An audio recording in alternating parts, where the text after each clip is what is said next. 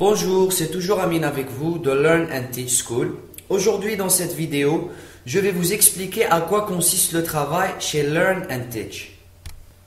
Alors pour commencer, on va prendre un exemple d'un membre qui va s'inscrire le 1er septembre 2015. Donc il doit apporter avec lui une copie de pièce d'identité ou permis de conduire, 2 photos et plus 3000 dinars frais mensuels. Et aussi, il doit remplir un formulaire sur place fourni par l'école. Donc voici l'exemple du formulaire. Donc là, le membre doit remplir nom et prénom et plus son numéro de téléphone. En ce qui concerne les cases cochées, c'est à l'école de les remplir. Et ensuite, l'école va lui fournir une carte d'adhérent où toutes les coordonnées personnelles sont indiquées qui prouvent qu'il est membre de l'école. Donc comme vous le voyez ici, ce vide-là qui est pour sa photo. Ici aussi nous avons le nom et le prénom, le code qui sera fourni par l'école, l'adresse Gmail personnelle où vous allez travailler. Vous avez ici le nom de votre enseignant, le code de votre enseignant.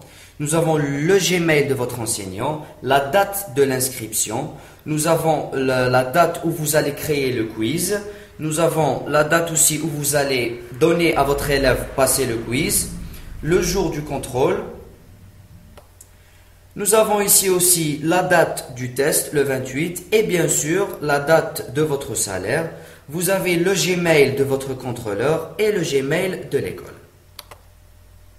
Donc après la procédure de l'inscription, le membre va passer à la première étape qui est learning, qui veut dire apprentissage.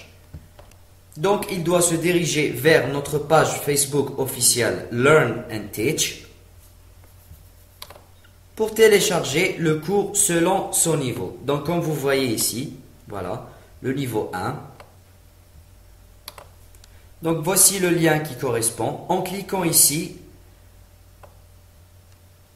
voici la page qui va apparaître. Donc, le membre doit se diriger vers le bouton télécharger et doit cliquer dessus pour le lancement du téléchargement. Une fois le cours téléchargé, comme vous voyez ici, le membre doit apprendre et comprendre le cours, bien sûr, jusqu'à la fin. Donc après la première étape de l'apprentissage, on passe à la deuxième étape qui est le commencement du travail. Le membre doit apporter des personnes qui seront ses étudiants indirects et directs pour l'école. Après, il doit créer ses propres quiz pour ces élèves-là. Voici un exemple de quiz. Comme vous voyez, c'est très simple. Donc, vous avez quiz, la date, le nom, prénom, le code. Donc, comme vous voyez ici, tense, ça parle de grammar, vocabulary. Et vous avez aussi le corrigé du quiz.